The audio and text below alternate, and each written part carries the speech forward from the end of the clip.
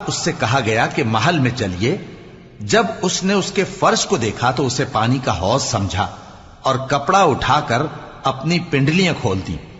सुलेमान ने कहा, यह ऐसा महल है जिसके नीचे भी शीशे जड़े हुए हैं।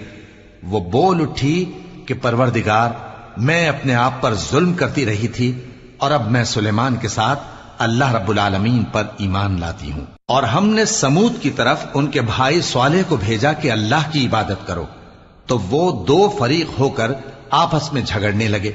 स्वालेह ने कहा कि ऐ कौम, तुम भलाई से पहले बुराई के लिए क्यों जल्दी करते हो और अल्लाह से बख्शिश क्यों नहीं मांगते ताकि तुम पर रहम किया जाए। वो कहने लगे कि तुम और तुम्हारे साथी हमारे लिए बुरा शुगून हैं। स्वालेह ने कहा कि तुम्हारी बदशुगूनी अल्लाह के पास है, बल्कि तुम ऐसे लोग हो जिनकी आजमाइश की जाती है। और शहर में 9 शख्स थे जो मुल्क में फसाद किया करते थे।